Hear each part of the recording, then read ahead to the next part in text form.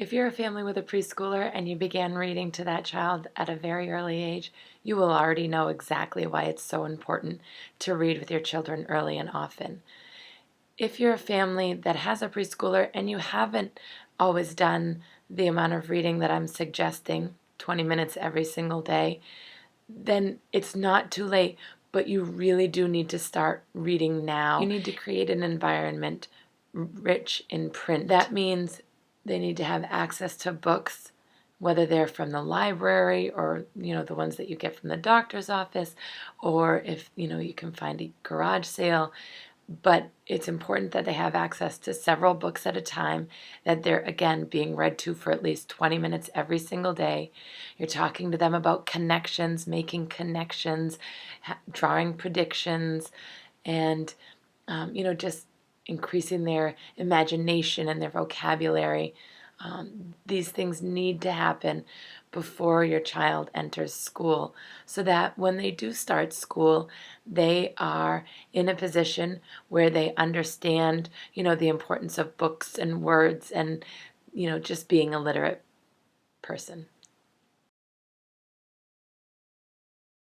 If your child is asking a lot of questions while you're reading to them, believe me, this is a really good problem to have. If they are so interested in what's happening in the pictures and, with the story and because of your reading, that is a great thing. That's when what you're reading isn't as important as the conversation that you can have with your child. So take a break. Don't be so focused on reading every single word and, just plowing through the book. Stop. And if it takes you 20 minutes to get through one page, that's okay. We're really looking for great conversation, rich conversation, and, for your children to just be interested in, what books have to offer. If your child wants to hear the same book again and again, over and over, first of all, you should take it as a compliment because clearly you're doing a fabulous job reading it. They're also connected to something in the story for some reason. You may or may not know what that reason is.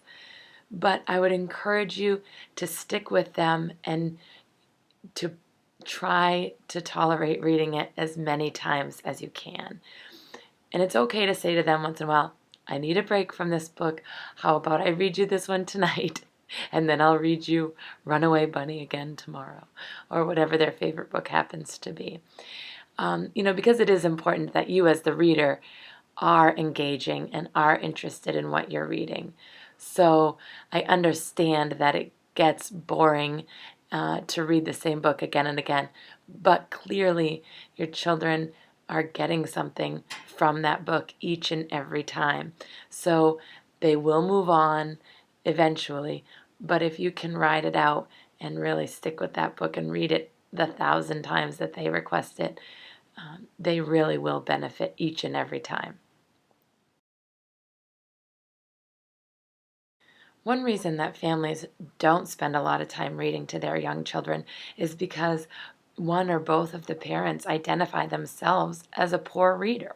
And so, of course, you're not going to want to sit down for 20 minutes every night and, spend that time stumbling through a book that you don't feel very confident, in your reading. But there are ways around this, and there are things that can be done. First of all, your child isn't a reader yet. They don't have very high expectations. So if you can do the best that you can with reading, start with really small books, short books, build up your confidence. They will give you great feedback because A, it's fabulous time together. It's probably something that they haven't had a lot of with you. And so if you can just be brave in the beginning, I'm really certain they'll give you good feedback. And if reading is absolutely torturous to you and you can't, work your way through it, there are still other things that you can do. Open a book, talk about the pictures, tell a story, make up your own story, make up a story with the child. Really what we're looking for is language, and lots of language, rich language. So If you can't read the words on the pages well, then talk about the illustrations and, you know, get your children interested in the art of story and find opportunities for your child to be read to. So, if they spend a lot of time at a grandparent's house, send books with them. If they have a babysitter, tell the babysitter that it's your expectation that they spend some time reading that night. Um, find any opportunity that you can to provide good reading opportunities to your preschooler. If you're looking for more information on how to read with your preschooler, why you should read with your preschooler, different ways to read with your preschooler and what they should be learning, there are many incredible resources out there, starting with your librarian, starting with your child's preschool teacher. But if you're at home and you have time to search around online, an incredible site is Reading is Fundamental, and it's www.rif.org. And if you, explore that site, you will learn incredible amounts of information about why it's so important, books that children may love, and just different techniques for reading with your children. Down at the bottom on the left side is a link that says Leading to Reading, and that talks about reading with children 0 to 6. And it will certainly give you loads of great advice and great resources. You can even sign up for their e-newsletter where they'll send you an email, with loads of information about the importance of reading with young children. If your family is interested in technology and has access to technology, chances are your preschooler is pretty interested in what technology has to offer. So why not use it to your advantage and increase your children's literacy skills with technology? One way to do this is to record your child acting out a book that you've read or putting on a play. Another thing, that I've mentioned before is recording yourself reading some of your favorite books, using the computer to view other books being read aloud. One site that I just love is storylineonline.net, and it has famous actors and actresses reading their favorite children's books. And so it's a really great opportunity for your children to hear fabulous reading done by professionals, and they're certain to do a very good job. So it's a video of a read aloud.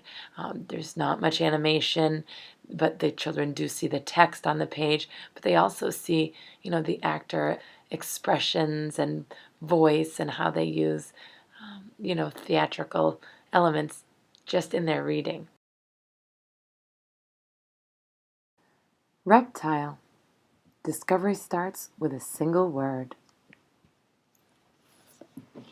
Reptiles big, reptiles small. They wriggle, climb, swim, or crawl.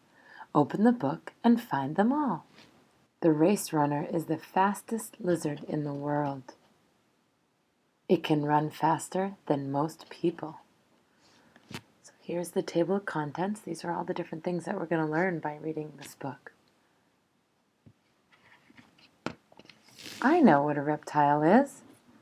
Reptiles have lived on our Earth for over 300 million years. Reptiles have scaly skin. They can live in water or land. They include slithering snakes and huge crocodiles. So what else is there to know? Let's open this flap and find out. Lizards, crocodiles, and alligators. Lizards are reptiles. Crocodiles are reptiles. Alligators are reptiles. Snakes are reptiles. Tortoises are reptiles. And turtles are reptiles. The world of reptiles. What do reptiles have in common? What makes them different from other animals? Well, they lay eggs. They shed their skin. They're very old. Reptile eggs are soft. Look at all these flaps. Something important under each one. Snakes have long, flexible bodies that wriggle along. They live all over the world. There's tree snakes and sand snakes, rat snakes, horned viper, slithering snakes. Some snakes are as small as pencils. Snakes taste and smell using their tongues. They flick them out to taste the air.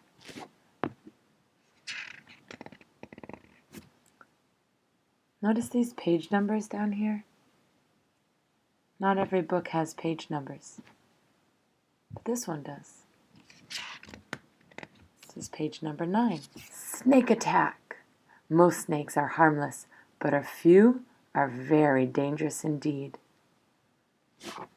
Vipers can fold their fangs when not in use.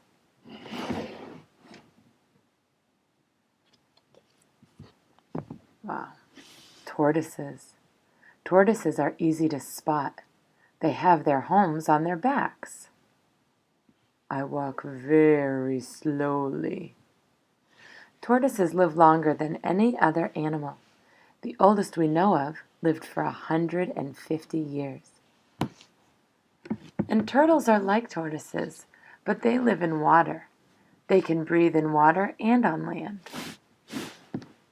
The alligator snapping turtle has one of the most powerful bites of any animal. Lizards. Most lizards have long bodies, thin tails, and 4 legs with toes at the end for gripping things. Giant dragons. Komodo dragons can swim and climb trees. The world of lizards. Most lizards are brown or green and a normal lizard shape, but there are some weird and wonderful lizards too. Look at this guy. I'm a blue-tongued skink. Look at this curly tail. Reptile giants. Lurking underwater are the giants of the reptile world. Meet the fearsome crocodiles, alligators, and their relatives, the gharials. Wow, this is how big a fully grown crocodile looks. That's huge. The end.